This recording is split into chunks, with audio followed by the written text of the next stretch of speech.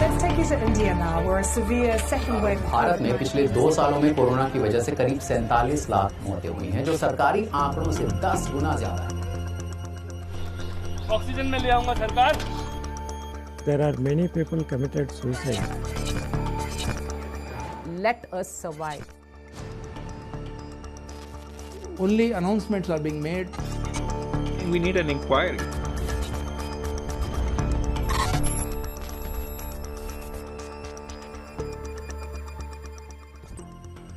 ये दिन कौन भूल सकता है, राइट? अब मैं आपको एक बेहद जरूरी बात बताने वाला हूं, तो आप मेरे साथ ही रहिए। जब भी हम महामारी की आर्थिक कीमत के बारे में सोचते हैं तो हमारे जहन में दुकानों के बंद शटर, मजदूरों के लंबे काफिलों की तस्वीरें आती हैं। लेकिन वक्त गुजरने के साथ साथ महामारी में लगने वाले गहरे जख्म अब उभर कर सामने आने लगे हैं। हाल ही में इंटरनेशनल लेबर ऑर्गेनाइजेशन या ILO ने एक रिपोर्ट जारी की है। इसमें बताया गया है कि पिछले 20 वर्षों में भारत में रोजगार खेती बाड़ी से हटकर अधिक उत्पादकता वाले गैर कृषि क्षेत्रों की तरफ आ रहा था, लेकिन महामारी के कारण इसमें बड़े पैमाने पर तब्दीली आई है। भारत में युवाओं के शिक्षा का स्तर बढ़ने के साथ साथ बेरोजगारी का दर भी ऊपर जा रहा है। पढ़ी लिखी युवतियों के बीच बेरोजगारी का दर तो और भी ज्यादा है। और अगर वर्ल्ड इनइक्वालिटी लैब की लेटेस्ट रिपोर्ट को माने तो भारत जो अंग्रेजों के दौर में जितना असमान नहीं था, उससे ज्यादा आज असमान देश बन चुका है। ये रिपोर्ट ये भी कहती है कि समाज का सबसे ऊपर का 1% वाला वर्ग देश की आय और धन का बेहद बड़ा हिस्सा अपने पास रखने में सफल हुआ है। To reach the stage of top 5 economy. लेकिन मोदी सरकार ने अर्थव्यवस्था के मामले में आत्मविश्वास से भरी छवि पेश करने की कोशिश की है। Laid with responsibility. इन दोनों पक्षों के बीच सच्चाई कहां है, खास तौर से कोविड के असर की बात करें तो। हमारी कहानी दरअसल यहां शुरू होती है। आज रात 12 बजे से संपूर्ण लॉकडाउन होने जा रहा है। हिंदुस्तान को बचाने के लिए हम यहाँ पूछना चाह रहे हैं कि उस दौर का आपकी जेब पर क्या असर रहा। हम ये भी पूछ रहे हैं कि उस दौर की आर्थिक मुसीबतों से आपको बचाने के लिए क्या और कुछ किया जा सकता था। आइए आपको ले चलते हैं 19 मार्च 2020 को, लॉकडाउन के ऐलान होने से कुछ ही दिन पहले। सरकार ने एक कोविड-19 इकोनॉमिक रिस्पांस टास्क फोर्स, इसके गठन का फैसला लिया है। सारे स्टेक होल्डर से नियमित संपर्क में रहते हुए, फीडबैक लेते हुए जितने भी कदम उठाए जाएं, उन पर प्रभावी रूप से अमल हो। उसके बाद के दिनों में इसी टास्क फोर्स का हवाला सरकार ने दिया। Composition of the task force is already working. जब हमने सरकार से जानना चाहा कि इस टास्क फोर्स के सदस्य कौन हैं, किस किस्म के सुझाव सरकार को मिले हैं और क्या एक भी ऐसी रिपोर्ट है जो इस टास्क फोर्स द्वारा सरकार को दी गई है, इन सवालों के सामने सरकार ने हमें कोई भी जवाब नहीं दिया। मैं समझाता हूं।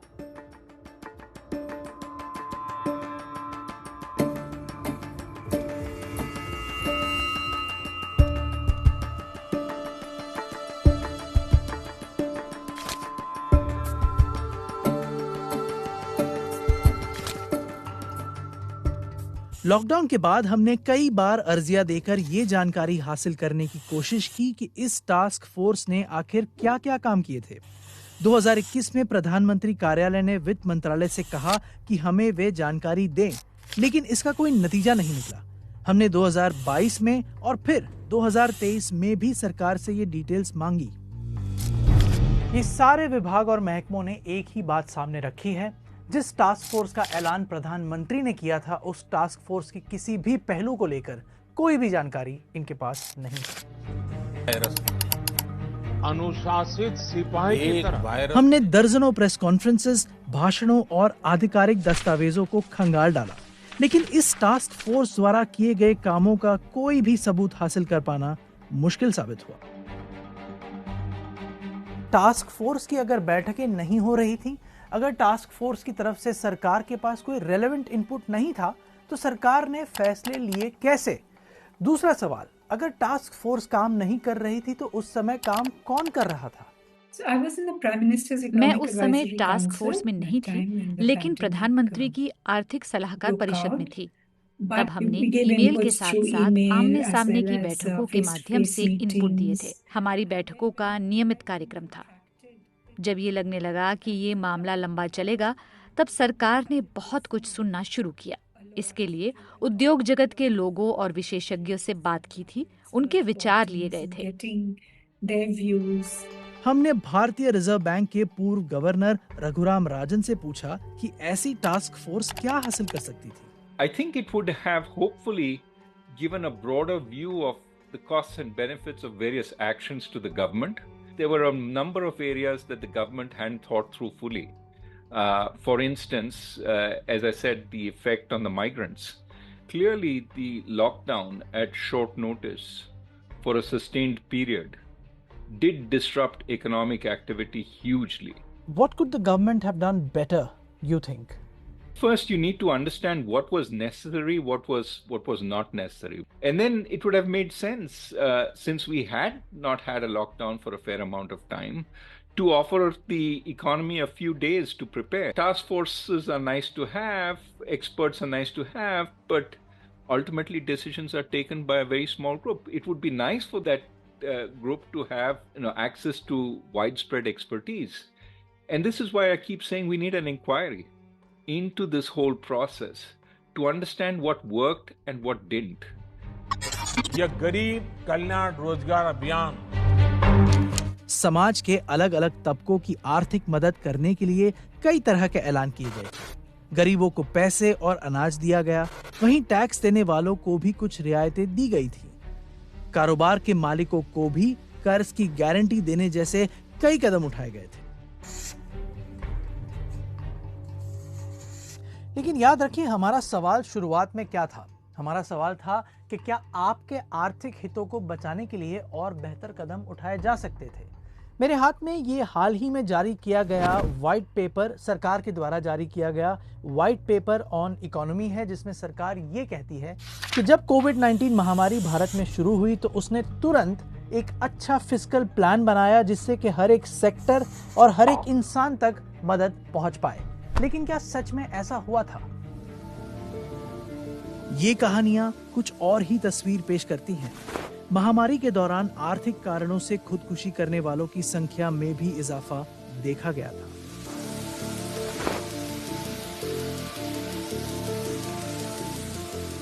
आज भी कई लोगों की जिंदगी उसी समय की आर्थिक चुनौतियों से जूझते हुए बीत रही है।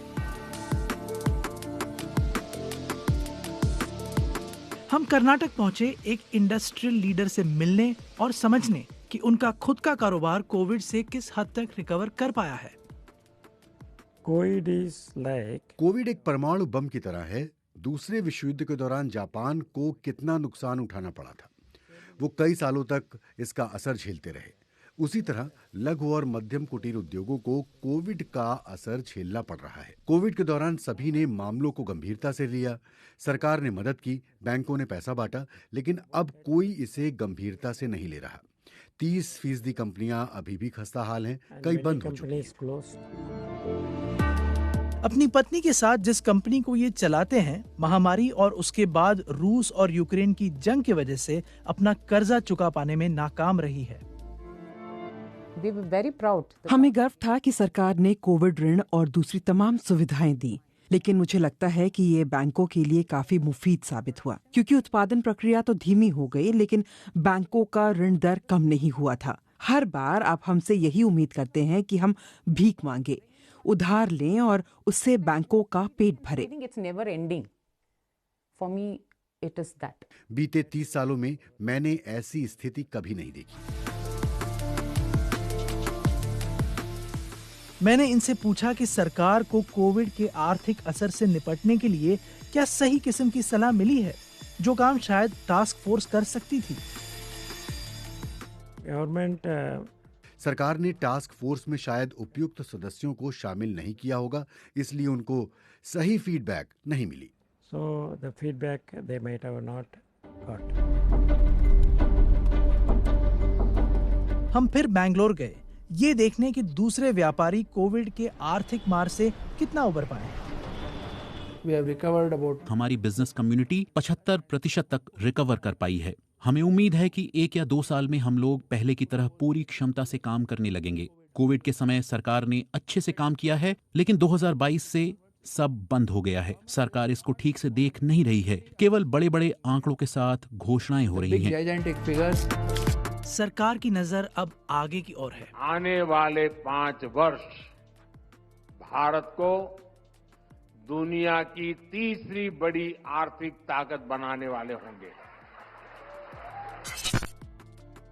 विश्व बैंक की हालिया रिपोर्ट ने कहा है कि भारत दुनिया की सबसे तेजी से विकसित होने वाली बड़ी अर्थव्यवस्था वाले देशों में बना रहेगा, लेकिन एंड दिस इज इम्पोर्टेंट, उसकी महामारी से होने वाली आर्थिक रिकवरी और धीमी होगी।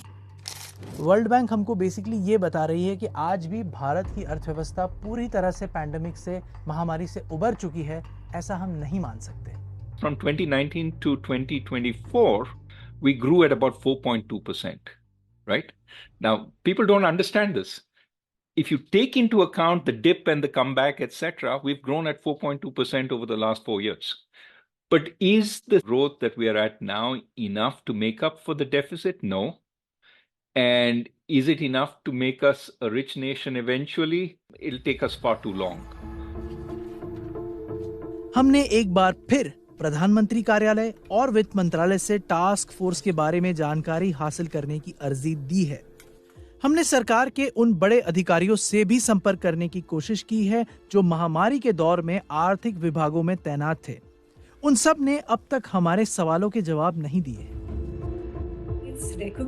दुनिया भर में ये माना जाता है कि भारत की मैक्रो इकोनॉमिक नीति ने अच्छा काम किया और हाई ग्रोथ रेट को हासिल करने में अर्थव्यवस्था की मदद की, और ये तब हुआ जब इन्फ्लेशन की दर को भी नियंत्रण में रखा गया है। नीतियों को आंकने का सबसे बेहतर तरीका यही है कि नतीजों को आंकना चाहिए। अगर नतीजे अच्छे हैं तो इसका मतलब है कि नीतियों को बेहतर इनपुट से बनाया गया होगा।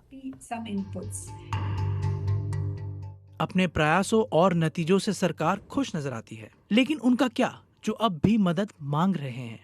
मैं जिन लोगों से भी मिला, मैंने उनसे पूछा कि क्या ऐसी कोई एक बात है जो वो प्रधानमंत्री या वित्त मंत्री से कहना चाहेंगे।